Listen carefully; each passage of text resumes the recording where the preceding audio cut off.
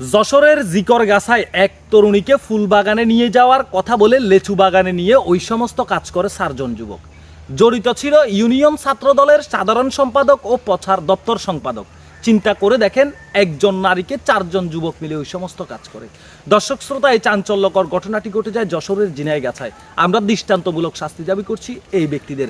এরা রাজনৈতিক আশ্রয় নিয়ে এই সমস্ত কাজ করে বেড়ায়, ক্ষমতার অপব্যবহার করে। এদেরকে যেন আইনের সর্বোচ্চ সাজার আওতায় নিয়ে আসা হয়। ভিডিওটা আপনারা শেয়ার করবেন। দর্শক শ্রোতা, জানা গেছে ওই তরুণী বেনাফলে তার এক আত্মীয়র বাড়িতে বেড়াতে যান। বেড়াতে যাওয়ার পরবর্তীতে সেই আত্মীয়র বাড়িতে থেকে নিজের বাড়িতে ফেরার পথে সে একটি গাড়িতে উঠে ওই জিকরগাছা এলাকায় একটি বাজারে আসেন। বাজারে এসে সে একটি ফুল দোকানে যায়। ওই ফুল দোকানে যাওয়ার পরবর্তীতে সেখানে ফুল দোকানে বসা ছিল এই 4 জন বখাটে ছেলে। সেখানে বসা অবস্থায় তাদের সাথে কথাবার্তা হয়। এক প্রকার ফুল বাগানের দোকানদার, ফুল দোকানদার বলেন, পাশে ফুলের বাগান আছে, আপনি দেখতে চাইলে দেখাতে পারি, সেখান থেকেও ফুল নিতে পারেন। এই কথা বলে তাকে সেই বাগানে নিয়ে যাওয়ার কথা বললে মেয়েটি তাদের সাথে যায়, এবং কি তারা ফুলের বাগানে না নিয়ে গিয়ে একটি নির্জন জায়গায় লেচু বাগানে নিয়ে যায় মেয়েটিকে। আর লেচু বাগানে নিয়ে গিয়ে জোরপূর্বকভাবে ওই 4 জন মিলে মেয়েটির সাথে ওই সমস্ত কাজ করে। একের পর এক এই 4 জন মিলে অনাবরত পাশবিক নির্যাতন চালায় মেয়েটির উপরে। এক প্রকার মেয়েটি 4 জনের হাতে পায়ে ধরে যে, আপনারা আমার ভাই হন, আমাকে ক্ষমা করে দেন, আমার অপরাধ কি, কেন আপনারা আমার সাথে এমন করছেন। মেয়েটির সাথে এই সমস্ত কাজ করার পরবর্তীতে মেয়েটিকে তারা হুমকি দামকি দিয়ে যায়, যদি এই ব্যাপারে মুখ খোলস তাহলে তোর পরিবার সহ সবাইকে ধ্বংস করে দেওয়া হবে। দর্শক শ্রোতা, তার পরবর্তীতে মেয়েটি সেখানেই অসুস্থ অবস্থায় কাতরাচ্ছিল। এলাকাবাসী দেখতে পেয়ে ঘটনাস্থলে গিয়ে মেয়েটিকে জিজ্ঞাসাবাদ করলে মেয়েটি এই পুরো ঘটনার বর্ণনাটি দেন। তারপর এলাকাবাসী তাদের মোবাইল থেকে 999 কল করে পুলিশ প্রশাসনকে ঘটনাটি অবগত করেন। দর্শক শ্রোতা, তার পরবর্তীতে ঘটনাস্থলে পুলিশ প্রশাসন এসে এই মেয়েটিকে চিকিৎসার জন্য হসপিটালে নিয়ে যান এবং মোবাইল ট্র্যাকিং এর মাধ্যমে আসামিদেরকে শনাক্ত করেন।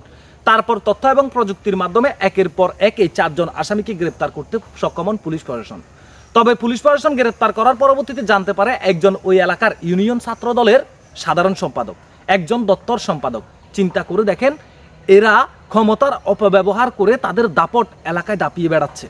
মেয়েটিকে ক্ষমতার বল দেখিয়ে ভয়ভীতি দেখায় যে যদি কোনো প্রকার এই বিষয়ে মুখ খোলা হয় তাহলে তাদেরকে শেষ করে দেওয়া হবে। আমরা এই সমস্ত বখাটের ছেলেদের দৃষ্টান্তমূলক শাস্তি দাবি করছি, যাদের কারণে আমাদের মা বোনরা রাস্তাঘাটে নিরাপদ নয়, যাদের কারণে সবসময় আমাদের মা বোনদের ইজ্জত এবং জীবন হুমকির মুখে থাকে। ভিডিওটা এত পরিমাণ শেয়ার করবেন যারা সারা বাংলার মানুষ এই ভিডিওটা দেখতে পায়, সারা বাংলাদেশের মানুষ এই ভিডিওটা দেখতে পায়। আমরা চিন্তা করে দেখেন, এই ছেলেগুলো এই কাজটি করার আগে তাদের চিন্তা করা উচিত ছিল তাদেরও মা আছে, তাদেরও বোন আছে। যদি এই ঘটনাটি তাদের মা বোনদের সাথে ঘটে তাহলে তারা বিষয়টা কেমন ভাবে নেবে। এদের ভিতরে এরা মানুষ ঠিকই, কিন্তু এদের ভিতরে মনুষ্যত্ব নেই। আর এই মনুষ্যত্বহীন মানুষের এই দুনিয়াতে বেঁচে থাকার কোনো অধিকার নেই। যাদের কাছে আমাদের মা বোনদের ইজ্জতের কোনো হেফাজত নেই, যাদের কাছে কোনো শিশু নিরাপদ নয়, যাদের কাছে কোনো নারী নিরাপদ নয়, তাদের এই পৃথিবীর আলো বাতাস গ্রহণ করার কোনো যোগ্যতা এবং অধিকার নেই। এদেরকে আইনের সর্বোচ্চ সাজার আওতায় এনে 1 মাসের মধ্যে 30 দিনের মধ্যে এদের সর্বোচ্চ সাজা কার্যকর করা উচিত। সবাই ভালো থাকবেন, সুস্থ থাকবেন। আপনাদের ব্যক্তিগত মতামত জানাবেন। যদি আমার সাথে একমত পোষণ করেন, এই মানুষরূপী হায়নাদের যদি আপনারা দৃষ্টান্তমূলক শাস্তি আপনারা চান তাহলে ভিডিওটা শেয়ার করবেন। ভালো থাকবেন, সুস্থ থাকবেন। আল্লাহ হাফেজ।